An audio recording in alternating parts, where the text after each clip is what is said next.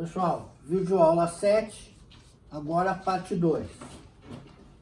Então, na parte 2, a gente vai iniciar aqui a analisar e solucionar um exercício exemplo, onde a gente vai dimensionar a correção de um fator de potência de forma parcial para o valor mínimo estabelecido pela ANEEL para o valor de 0,92. Então, nosso exercício exemplo, ele utiliza aqui as características de um aparelho de ar-condicionado de 10.000 BTUs, com tensão nominal de 220 volts, para operar uma frequência de 60 Hz. E o enunciado nos diz o seguinte: a corrente nominal desse aparelho de ar-condicionado de 10.000 BTUs é de 8,5 amperes, com um fator de potência 0,6417 indutivo. Nem seria necessário dizer que é indutivo, né? Uma redundância, porque você sabe que um aparelho de ar-condicionado, né, ele tem basicamente ali dois elementos: um ventilador, que é um motor monofásico, e um compressor, que também é um motor monofásico. Todos eles cargas de natureza resistiva e indutiva, né? Ok?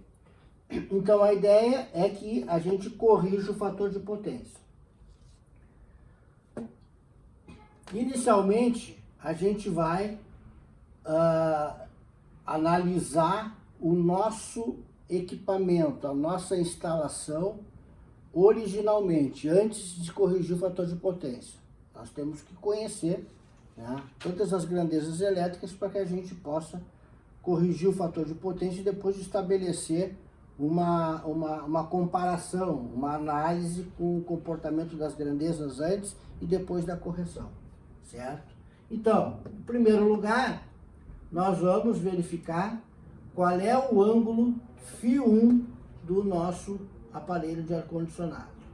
Para isso, vamos iniciar aqui, então, fazendo uma interpretação do nosso enunciado. Quando o nosso enunciado diz que esse ar-condicionado ele opera em 220 volts, 60 Hz, 220 volts é o valor da nossa tensão da fonte, 60 Hz é a frequência. 8,5 amperes é a corrente do equipamento, né? Ou seja, é a corrente total antes da correção. Então, 8,5 amperes é a nossa corrente índice 1, tá certo? É a corrente original. Fator de potência 0,6417 é o nosso fator de potência índice 1, é antes da correção, tá certo? Ora, a gente sabe que fator de potência é a relação entre P e S, entre cateto adjacente e hipotenusa, ou seja, vem a ser o cosseno do ângulo φ1.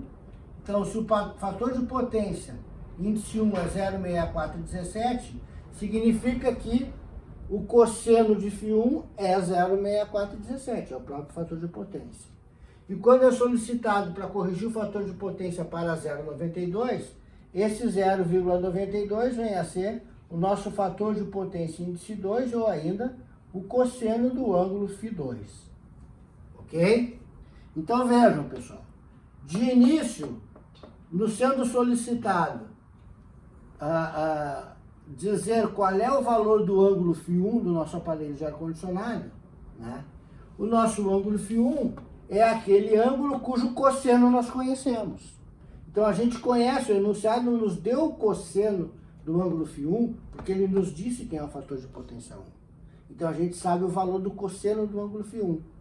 Então, a gente vai entregar para a calculadora o valor do cosseno e solicitar que ela nos retorne o ângulo que tem aquele valor de cosseno em graus, tá certo? Então, vejam, a gente vai usar a função cosseno na menos 1 do fator de potência dado no enunciado, tá certo? Esse sinal de menos aqui significa que a nossa carga é de natureza indutiva. Fosse uma carga de natureza capacitiva, o ângulo φ1 seria positivo, né? Porque o sinal do ângulo φ1 é o sinal com o qual ele aparece na corrente. Uma carga de natureza indutiva tem a corrente com ângulo em atraso. Então, esse ângulo elétrico da corrente de natureza indutiva vai ser um ângulo elétrico negativo, tá certo? Então, fazendo na calculadora, né? Vamos manter aqui o sinal de menos, porque é natureza indutiva, e vamos entrar na calculadora com este valor de cosseno, 0,6417, shift, ou segunda função, cosseno na menos 1, a gente deve chegar a esse valor de ângulo aqui com duas casas decimais, ó. Menos 50,08 graus, ou seja, nesse nosso aparelho de ar-condicionado, a nossa corrente elétrica, ela tem um valor eficaz, ou RMS, de 8,5 amperes, e ela está atrasada de 50,08 graus elétricos em relação à tensão, um comportamento de natureza indutiva, ok? Bem, segundo passo, nos é solicitado qual é a potência aparente do nosso aparelho de ar-condicionado. A expressão que a gente já conhece, de cálculo de potência aparente, é o produto do fasor tensão vezes o produto do fasor corrente conjugado. Como é a potência aparente antes da correção, a gente vai usar o valor da corrente antes da correção. A nossa tensão da fonte, 220 volts, ângulo de 0 grau, porque é a nossa grandeza referencial. A corrente índice 1 é a corrente do ar-condicionado. Os 8,5 amperes dados no enunciado aqui, com o ângulo φ associado, que é este calculado no passo anterior, menos 50,08 graus.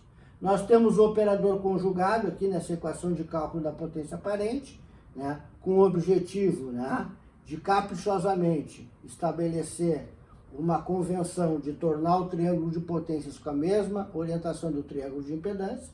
E esse operador conjugado, a gente já sabe, ele pura e simplesmente inverte o sinal do ângulo que está aqui. Ou seja, como ele está negativo, vai ficar positivo. Produto em notação polar, multiplicamos as magnitudes ou módulos, 220 vezes 8,5, dá 1.870. E pura e simplesmente somamos os ângulos. 0 grau somado com 50,08 graus positivos, vai dar 50,08 graus positivos. Então, a nossa potência aparente do aparelho de ar-condicionado, de 10.000 BTUs, é 1.870 volt-amperes com um ângulo de 50,08 graus. Ok? Terceiro passo, solicitado para nós a potência média, ativa, útil ou real. Lá das relações do triângulo de potência, a potência P, média, ativa, útil ou real, é o cateto adjacente. A potência aparente S é a hipotenusa, né? Quem relaciona cateto adjacente e hipotenusa é a função cosseno. Então, basta fazer o produto da hipotenusa pelo cosseno do ângulo, que nós temos o cateto adjacente P. Ou seja, a nossa potência P é a potência aparente que nós acabamos de calcular, 1.870 volt-ampere, vezes o cosseno do ângulo φ1, que já está pronto no enunciado. Aqui a gente nem precisa aplicar de novo cosseno de menos 50,08 graus. Se a gente botar cosseno de menos 50,08 graus, vai dar esse valor, 0,6417. Nós utilizamos esse valor aqui para achar o ângulo. Então, a gente não precisa aplicar o cosseno no ângulo de novo, né, para achar esse resultado. Isso vai nos conduzir a quase 1.200 watts. Né? Okay? Se a gente trabalhar com duas casas decimais apenas, né, a gente vai ficar com 1.199,98 watts. Certo? Agora, para a nossa potência reativa, nós teremos aqui,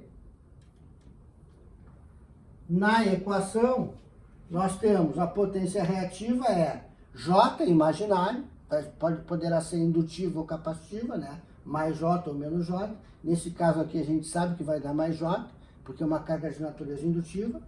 Potência aparente vezes seno do ângulo φ1 conjugado. O mesmo conjugado que tem na aparente, tem aqui na reativa, tá certo? Então vai ficar J 1.870 vezes seno do ângulo φ conjugado. O ângulo φ é tomado com sinal na corrente, negativo, menos 50,08 graus. O conjugado vai tornar esse sinal positivo. E vai restar esse produto, seno de 50,08 graus, vocês vão fazer na calculadora, tá certo?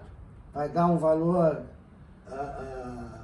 inferior a 0,64, talvez até inferior a 0,6, multiplicado por 1.870, vocês vão chegar a esse valor, o 1.434,18 volt-ampere reativo.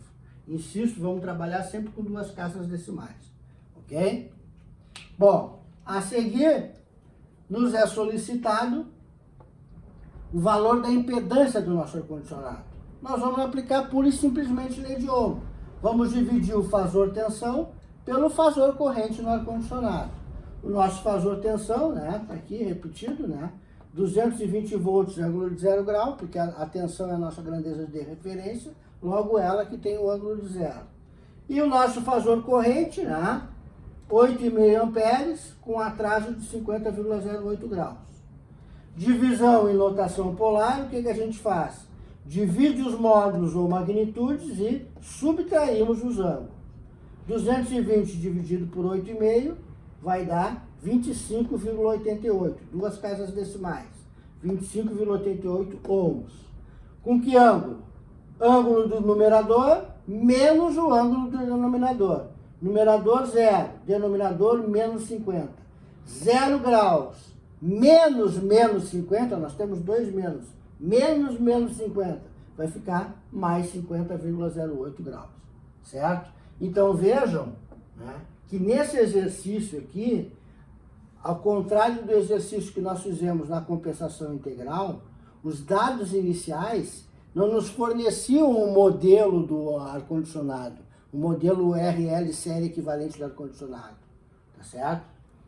Agora, nesse exercício, a gente tem duas características da nossa carga. O valor nominal da corrente e o fator de potência dele. Nós não sabemos, né, qual é o equivalente RL série. Né? E a ideia agora nesse exercício é essa, né? É fazer ao contrário. Ao invés da gente ter um modelo equivalente RL série, nós teremos outras características de comportamento. Nesse enunciado, no caso, está nos fornecendo a corrente e o fator de potência, e nós vamos resolver, né, o nosso circuito e vamos montar um RL série equivalente para ele, que é o que vai ser solicitado agora no próximo item, né, na próxima parte da nossa videoaula. Ok, pessoal?